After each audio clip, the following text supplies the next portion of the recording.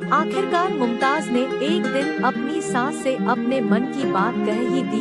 अम्मी, जब से मैं शादी करके आई हूँ तब से ये रोज रात में कहीं निकल जाते हैं और सुबह को ही घर लौटते हैं और मुझको हाथ भी नहीं लगाते। मैं शादी से पहले जैसी थी वैसी ही आज भी हूँ। अच्छा, थोड़ा मूडी तो है मेरा बेटा और फिर काम धंधे का भी तनाव रहता है उस पर। ऐसे में एक बीवी की जिम्मेदारी होती है कि वह घर के साथ साथ अपने शौहर को भी संभाले। अगर शौहर उस पर किसी वजह से ध्यान नहीं दे रहा है तो अपनी अदाओं से उसे रिझाए और शौहर की मर्जी के हिसाब से चलकर उसे खुश रखे। अब्दुल की अम्मी बातों बातों में मुमताज को रास्ता दिखा गई थी। आज शाम को जब अब्दुल घर आया तो मुमताज ने होठों पर गहरे रंग की लिपस्टिक लगाई हुई थी और मैरून रंग का लिबास पहना हुआ था। मुमताज को देखते ही अब्दुल को यह एहसास हो गया था कि आज वह कुछ अलग लग रही है। इसलिए जब अब्दुल बाथरूम से नहाकर निकला तो उसने मुमताज को अपनी बाहों में भर लिया और होठों से अपने इश्क की छाप उसके जिस्म पर लगाने लगा। मुमताज का कुमारा जिस्म धधक उठा था और आंखें मधोशी से मुंदने लगी। दोनों के जिस्म एक दूसरे में समाने को बेताब थे। अब्दुल ने मुमताज के ऊपरी कपड़े भी हटा दिए। शर्म से मुमताज ने अपने हाथों से कैंची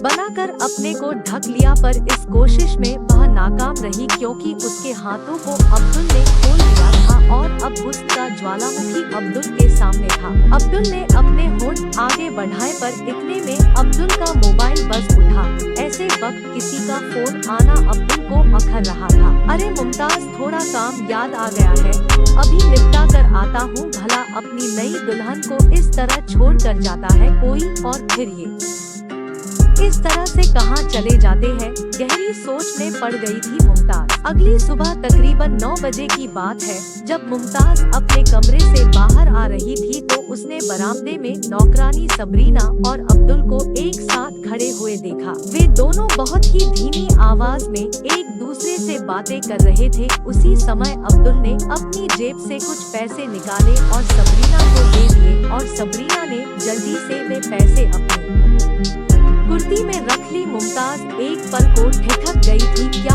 अब्दुल और सबरीना के बीच कुछ चल रहा है? अरे मुमताज, जिस नेकदिल शौहर ने अपने काम के आगे अभी तक तेरे कुंवारे जिस्म को छुआ तक नहीं है, वह भला एक नौकरानी के साथ तू भी न जाने क्या क्या सोच लेती है।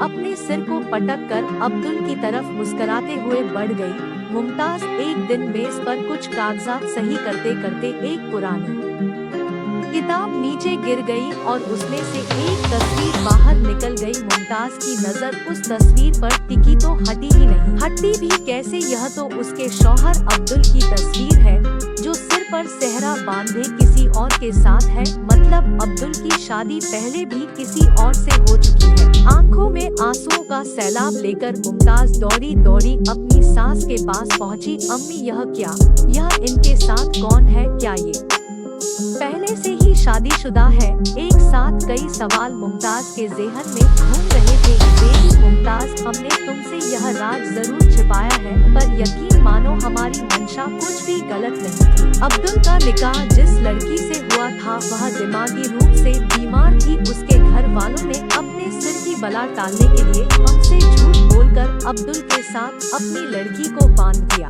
पर अम्मी, जो धोखा आपके साथ हुआ वही आप लोगों ने मेरे साथ दोहरा दिया। आप लोगों ने हमसे यह बात क्यों छिपाई? हमें यह बात बताने की जरूरत ही नहीं समझी गई कि अब्दुल का बीता समय ऐसे हादसे से भरा है। और क्या अब आप लोगों का इस तरह राज छिपाना मेरे और अब्दुल के बीच तलाक की वजह नहीं बन सकता? मुमताज बेटी, तुम्हारा गुस्सा जायज है, पर जरा यह भी सोचो कि अब उस लड़की का अब्दुल की जिंदगी में कोई वजूद नहीं है। वह लड़की एक दिन पता नहीं घर छोड़कर कहाँ चली गई। हम लोगों ने चारों तरफ उसे बहुत ढूंढने की कोशिश की पर वह नहीं मिली। अब्दुल की अम्मी ने लंबी सांस लेकर बोलना जारी रखा। वह तो भला हो डॉक्टर खान का जिन्होंने इस हादसे से उबरने में अब्दुल की मदद की। अब अगर तुम उसे छोड़कर जाना चाहती हो तो जा सकती हो। मेरे अब्दुल के नसीब में औरत का साथ ही नहीं है शायद। अम्मी की आंखों में आंसू तैर आए थे। मुमताज अपने कमरे में लौट आई और अपने आप को घर के कामों में मसरूफ कर लिया। बेटी मुमताज, मैंने तुम्हें डॉक्टर खान के बारे में बताया था न, जिन्होंने अब्दुल का इलाज किया था। उनसे हमारे घरेलू संबंध है और वे लोग आज शाम को हमारे घर खाने पर आ रहे हैं, इसलिए कुछ अच्छा बना लेना, अम्मी ने कहा।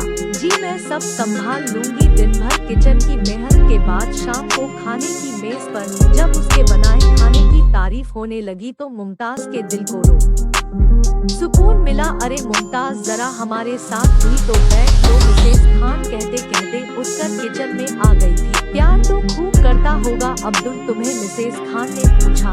अभी तो इन्हें काम में ही काफी देर हो जाती है और फिर मेरे पास भी काफी काम रहता है। ऐसे में आगे की बातों को मुमताज ने मन